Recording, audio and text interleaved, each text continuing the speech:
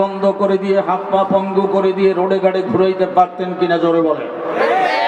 এই আসমান জমিনের মালিক সুললিত কণ্ঠ এত সুন্দর করে আপনাকে আমাকে এত চমক লাগানো বাঁশির সুরের মতন কণ্ঠ দান করেছেন।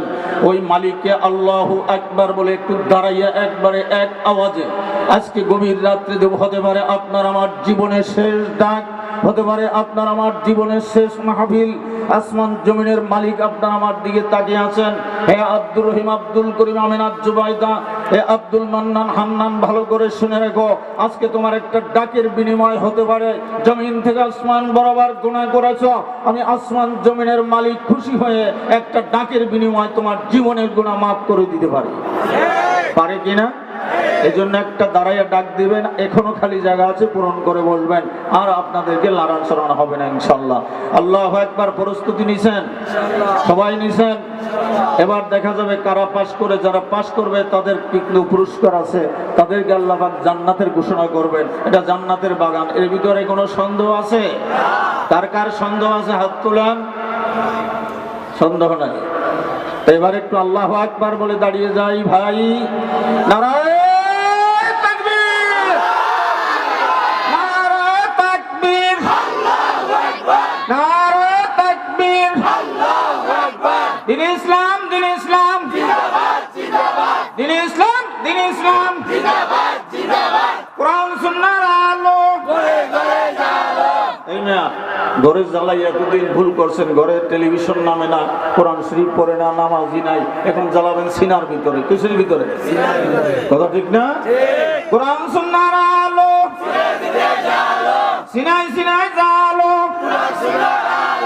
নারায়ে তাকবীর, আল্লাহু আকবার, নারায়ে তাকবীর, আল্লাহু আকবার। এবার সুবহানাল্লাহ বলে সামনের দিকে আগে বসুন। কষ্ট হয় নাই তো? আমার বাবাজির, আমার ভাইরা, ওয়াজ মাহফিল বাড়ছে না কমছে? উত্তর দিতে হবে মর্দে মুজাহিদের মতো, সিংহের মতো, বাঘের বাচ্চার মতো। দুনিয়ার ভিতরে যত নাস্তিক, মুরতাদ, দিন খ্রিস্টান, হিন্দু যা কিছু রয়েছে সব থেকে দামি করে আল্লাহু তাবারক তাআলা কাকে বানাইছে জোরে বলেন? মানুষ। মানুষের ভিতরে দুই ভাগ। কয় ভাগ? এক ভাগ হলো আধ্যাত্মিক, আর এক ভাগ হলো বাহ্যিক। বাহ্যিক হলো দুনিয়া নিয়ে যারা ব্যস্ত, আল্লাহ রসুল চেনে না। আধ্যাত্মিক যারা দুনিয়াও চেনে, আল্লাহ আল্লাহ রসুলকে চিনে, এরা হলো মানুষ। এরা হলো কি? আর যারা মালিকের পরিচয় পায় নাই, মালিক চেনে না, তারা হলো মানুষ রূপী জানোয়ার। আমরা কি জানোয়ার হয়ে যেতে চাই না আল্লাহ পাকের ওলি এই ময়দান থেকে হয়ে যেতে চাই? আল্লাহ আপনি কবুল করে নেন, জোরে বলেন আমিন। ও মা, ভালো করে বুঝে নাও, মাথার ওড়নাটা টেনে দেন মাগো। আমার বন্ধুরা, আমার ভাইরা, আমরা হলাম জাতি মুসলমান। আপনি আওয়ামী লীগ করতে পারেন, বিএনপি করতে পারেন, জাসদ করতে পারেন, যে কোনো একটা দল করতে পারেন, কিন্তু আপনারা মুসলমান যদি হয়ে থাকেন, বলেন এইটা কিসের মাহফিল? গীতার না কোরআনের মাহফিল? ও দোকানদার ভাইরা, আমি বরিশাল থেকে বড় কষ্ট করে এসেছি বাজার। আমি একটা ডাক আপনাকে দিব, আপনি যদি মুসলমানের সন্তান হয়ে থাকেন বাজার, কোরআনের মহব্বত যদি সিনার ভিতরে থাকে, নবীজি আমার বলেন মাজলিসু ফাকহিনা খায়রুম মিন ইবাদাতি 60 সানা। যদি কোন আল্লাহর পাগল জান্নাতের বাগানে আসিয়া ঈমানি হালাতে আল্লাহ আল্লাহর নবী জিকির খুশি করার জন্য বসে যায়, ওই ব্যক্তি যদি মালিকের পরিচয় নেওয়ার জন্য এই জান্নাতের বাগানে বসে যায়, ওই ব্যক্তির আমলনামায় নফল যেই নামাজ আল্লাহ কবুল করেছেন, যেই ইবাদত, রিয়াজত, মুশাহাদা, অর্থাৎ তার জবানি মালি সমস্ত ইবাদত কবুল করেছেন, এমন 60 বছরের নফল বন্দেগীর ইবাদত দান করিবেন কে? আরো জোরে বলেন, আস্তে বলেন। এই আল্লাহর পরিচয় নিয়ে যেতে রাজি আছি কারা কারা? আল্লাহ হাতগুলি লাড়াতেন। আমালি তাকায়া দেখো কনকনে শীতের ভিতরে তোমার পাগলেরা হাত বারবার জাগাইতেছে, দাঁড়াইয়া তোমার স্লোগান দিচ্ছে, আল্লাহ আমার কোনো দাম না থাকুক, এই মজলিসের ভিতরে কি তোমার প্রিয় কোনো বান্দা নাই? ছোট ছোট তালাবুল ইলম, হুফাজুল কোরআন, আল্লাহ যাকে তোমার পছন্দ হয় তার ওসিলা করে ময়দান কবুল করে না। হাত নামান। আমি বলবো বন্ধু, আগামীকালকে তোমার দোকান চলবে না। লম্বা ঘটনা আমি বলতে যাব না। এই যে সাপাহার থানা, সাপাই নবাবগঞ্জ, এর পাশে হলো আমার বন্ধুরা, আমার ভাইরা, রংপুরের পরে আর একটা জেলা আছে, একটু নাম বলতে পারবেন কি? নওগাঁ জেলা, চেনেননি? যে আয়াতে কারিমা পবিত্র কোরআনুল হাকিম থেকে সূরাতুল হিজর, সূরার নাম হলো সূরাতুল হিজর, এর 9 নম্বর আয়াত থেকে ছোট্ট এক টুকরা আয়াতে কারিমা আমি তেলাওয়াত করেছি বাজার। আল্লাহ যদি তৌফিক দান করে দেন, আপনাদেরকে কষ্ট দিব না, আমিও কষ্ট পাইতে রাজি না। আমি এর সম্পর্কে একটা মানে একটা ঘটনা, আল্লাহ পাকের যে কুদরত দুনিয়ার জমিনে আল্লাহ দান করতে পারে, একটা নাফরমান ব্যক্তিকে মিনিটের ভিতরে, সেকেন্ডের ভিতরে ওলি বানাইয়া দিতে পারে কে? ও যুবক, এখনো যারা দূরে রয়েছে, এই ময়দানের কত দাম!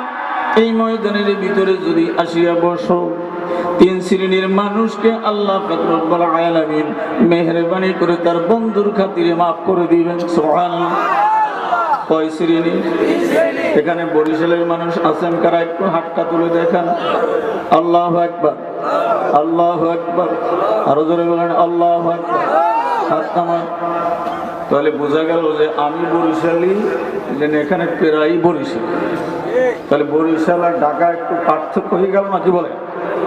এবার দেখি ঢাকার আমার বন্ধুরা, আমার ভাইরা, এখানে বাড়ি বরিশালে কিন্তু এখানে এখন বসতি হয়েছেন এমন কারা? আল্লাহু আকবার। তাহলে আপনি আর আমি কি একসাথে মুসলমান ভাই হতে চাই? আর এর ভিতরে একজন যদি মাফ করে দেয়, তো আমরা সকলে নবীজির সুপারিশে জান্নাতে যেতে চাই। জোরে বলেন চাই। কারা কারা চাই না? হাত তুলে দেখা। আল্লাহু আকবার। আমার বাজানের আমার ভাইরা, লম্বা ওদিকে আমি যাব না। আল্লাহ পাকের কালাম, আল্লাহু তাআলা বলেন, ওয়া ইন্না নাহনু, নিশ্চয় কি, ইন্না নাহনু নাযালনা যিকরা ওয়া ইন্না লাহু লাহাফিজুন। এই কালামে পাক নাজিল করেছি আমি। কে বলতেছেন? আরো জোরে কোন? এই কালামে পাক নাজিল করেছি আমি। এই কালাম যারা হেফাজত করবে, যারা সিনায় রাখবে, যারা ছেলে সন্তান এই মাদ্রাসায় পড়াবে, যারা মাদ্রাসায় সাহায্য করবে, যারা ওলামাইকে ভালোবাসবে, এক কথায় কোরআন সুন্নাহ অনুযায়ী জিন্দেগি যারা যাপন করবে, আল্লাহ পাক রব্বুল আলামিন বলেন, ওই বান্দাকে আমি নিজ জিম্মায় হেফাজত করব।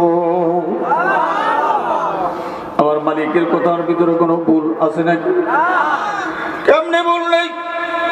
নওগাঁ ডিস্ট্রিক্ট, সাপাহার থানা, শিরোহিন্টি ইউনিয়ন। আমার বন্ধুরা, যখন সফরে গেলাম, ওই সফরে যাওয়ার পরে আল্লাহর এক বান্দায় বড় জালেম, জুলুমকারী, জীবনে আল্লাহ রাসূলকে চিনে নাই। কেমনে চিনবে? একটা ঘটনা না বললে বুঝবেন না। কিছু কিছু লোক আছে নামাজ পড়তেই চায় না, আলেম ওলামা দেখলে যেন মনে হয় যেন শত্রু। আছে না কিছু? এবার দইরা বইরা কয়, ভাই নামাজ পড়তে চলো, নামাজ পড়তে চলো। এই কিন্তু আমার ভাই, এই জন্য বলতেছি। কি ভাই? আল্লাহু আকবার। তো নামাজ পড়তে নিছি, জীবনে নামাজ পড়ে নাই, এখন জামাতে নামাজ পড়া ফরজ নাকি বলেন?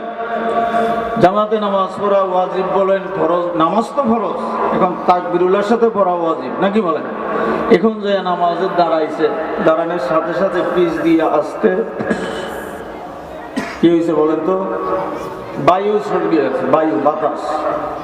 এখন যে তারে দাওয়াত দিয়ে নিছে, সে মনে কষ্ট পাইছে না, যাই হয় আমি এখন এর নামাজে আনলাম, এতগুলো মুসল্লি রেল স্টেশনে জামে মসজিদের বিশা হুজুর ইমাম, আর তার পিছনে আমি ধৈর্য নিয়ে আনে একটা বেনামাজিরে আনিয়ে দিলে ও করলোটা ওর বেজার হইয়া পাঁচার পর একটা লাথি মারছে।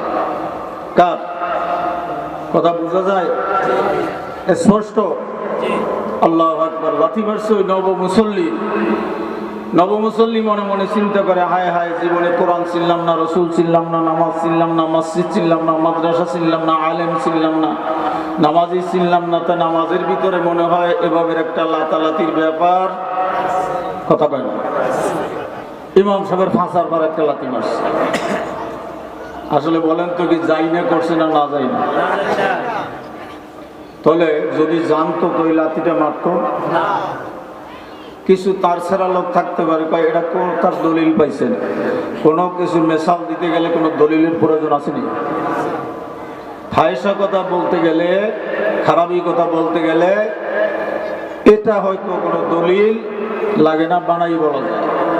কিন্তু যেটা বাস্তব কথা, এটার একটা দলিল আছে। আপনারা হয়তো শয়তানের ডায়েরি কেউ পড়েছেন, এখানে শয়তানের ডায়েরি আদি ও আসল এর ভিতরে এই ঘটনাটা উল্লেখ আছে, তাই দলিল আছে না নাই? আবার বন্ধুরা, এরকম নাফরমান আল্লাহ চেনে না, রসুল চেনে না, যখন বয়ান শুনেছে, বয়ান শোনার সাথে সাথে কালামে পাক যারা তেলাওয়াত করবে, যারা শুনবে, জাল যেরকম জাকি জাল পায়, যেই খাড়াই রাখে বা পাত্র রাখে, তারও যেই ভাগ, যে খেওয়ায় তারও সেই ভাগ। তাহলে সমান ভাগ কিনা? আল্লাহ পাক রব্বুল আলামিন আপনাকে আমাকে যে শুনবে, যে এর খেদমত করবে, যে সেবা করবে, যে এর সাহায্য সহানুভূতি করবে, আল্লাহ পাক রব্বুল আলামিন উভয়কে জান্নাতের অধিবাসী করবেন। ওই সুদখোর বাবা সুদ খেতে খেতে খেতে দুনিয়ার জমিন ত্যাগ করেছে, কিন্তু দেখা যায় তার সন্তান, ওই সন্তানের সুদ খাইতেছে, যত অপকর্ম সমস্ত করতেছে বাজার। আল্লাহ পাক রব্বুল আলামিন ওনার গর্ভে একটা সন্তান দান করেছে। উনি বয়ান শুনে নিয়ত করেছে, আল্লাহ যদি তুমি আমাকে মাফ করে দাও, আমার হায়াত থাকে, তাহলে আমার এই সন্তান যদি হয় ছেলে হয়, তাহলে পুরুষ মাদ্রাসায় দান করব, আর যদি মেয়ে হয় মহিলা